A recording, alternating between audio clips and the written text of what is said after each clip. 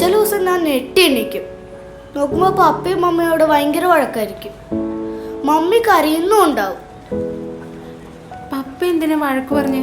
എനിക്കറിയില്ല, ചിലപ്പോ ഞാൻ ഗുഡ് ബോയ് അല്ലാത്തോണ്ടായിരിക്കും. ഇങ്ങോട്ട് വന്ന്. നീരജ് മോൻ ഗുഡ് ബോയ് അല്ലെന്ന് ആരാ പറഞ്ഞു? ഗുഡ് ബോയ് ആണ്. ആണോ? ആ, വേണമെങ്കിൽ ലക്കി ചേച്ചിയോട് ചോദിച്ചു. എന്റെ നീരജൂട്ട നല്ല ഗുഡ് ബോയാ. പക്ഷെ പപ്പയ്ക്കും മമ്മിക്കും എന്നെ ഒട്ടും ഇഷ്ടമല്ല. എന്റെ കൂടെ കളിക്കാനും വരൂല, എന്നെ പാർക്കിലും കൊണ്ടുപോവില്ല. അവർക്ക് തിരക്കാതുകൊണ്ടായിരിക്കില്ലേ, അല്ലാതെ സ്നേഹമില്ലാത്തതുകൊണ്ടൊന്നല്ല. ഇങ്ങോട്ട് വന്ന്. ഇത് എങ്ങോട്ടേക്കാണ് മാറിയിരിക്കുന്നത്? ഇവിടെ ഗെയിംസ് ഉള്ളിൽ ലേറ്റസ്റ്റ് ഗെയിംസ് വന്നിട്ടുണ്ട്, നമുക്ക് നോക്കിയാലോ?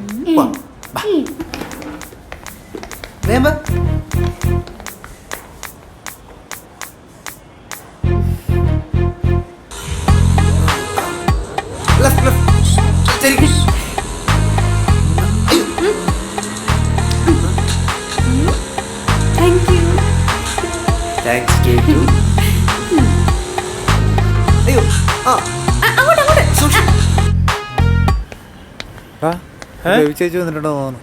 എന്നിട്ട് അകത്താനൊക്കൊന്നും കേൾക്കുന്നില്ലല്ലോ. ബേബി ചേച്ചി പഴയ പോലെ ഒന്നും അല്ല, ഭയങ്കര സോഫ്റ്റ് ആണ്. ആ പഴയ ചീത്തവിടെയൊക്കെ മിസ് ചെയ്യുന്നുണ്ട്. പാടായിരുന്നു.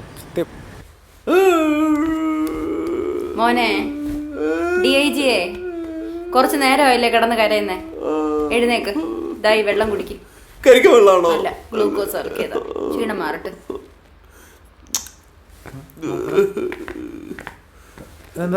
ഗ്ലൂക്കോസ് കലക്കിയതാ. DIG മോന് വല്ലാത്ത ക്ഷീണം. ഇനി ഇവനെന്താ പ്രസവിക്കാൻ കിടക്കുന്ന? എടാ എനിക്കടാ, ഇങ്ങനെയൊന്നും പറയല്ലേ, ഒരു മരണം നടന്നല്ലേ അത്. DIG മോന്റെ കൂട്ടുകാരൻ രാവിലെ മരിച്ചു പോയില്ലയോ? എന്തു മോനെ അവന്റെ പേര്? ആ, ടിപ്പു അല്ലേ?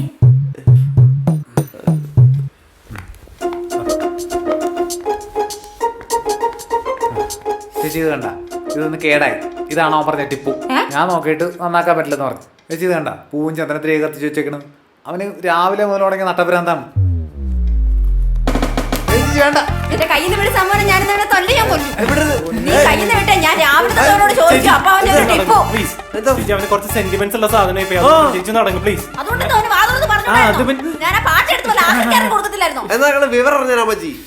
നീ വിവരം അറിയുന്ന കാണോ? ചേച്ചി അപ്പുറത്തേക്ക് പോയേ.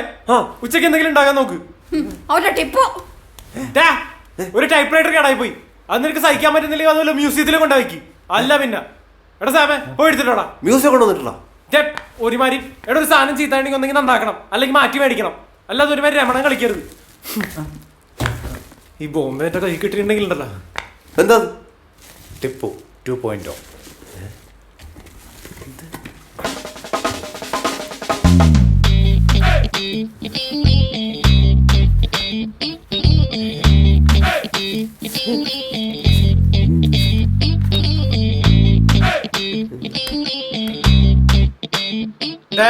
അതുപോലെ സോളോ പ്രിപ്പറേറ്റർ ആവരുത്. ആവശ്യമുള്ളവർക്കൊക്കെ കൊടുത്തേക്കണം ഉപയോഗിക്കാൻ. കിളി കണ്ടില്ലേ?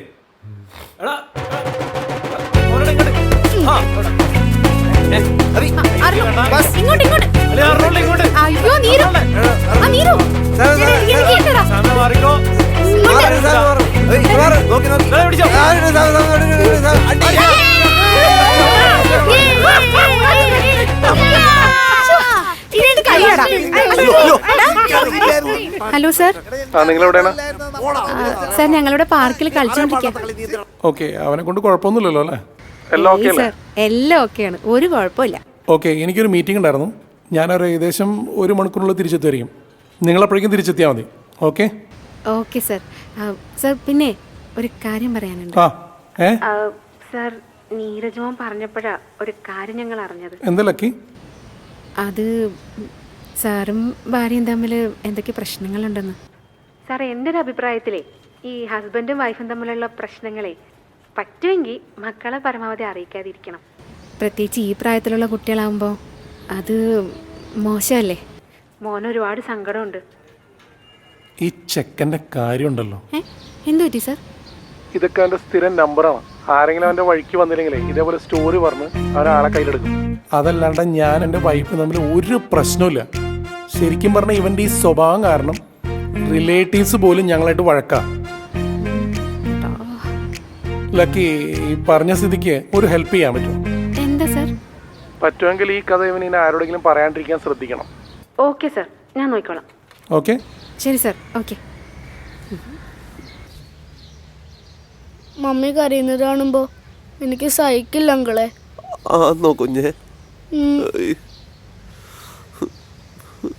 ഡാ, നിന്റെ ഡാഡി മമ്മിയും തമ്മിൽ എന്താടാ പ്രശ്നം?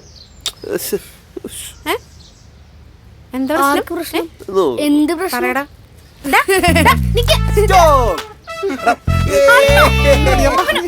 പറഞ്ഞൊന്നുമില്ല.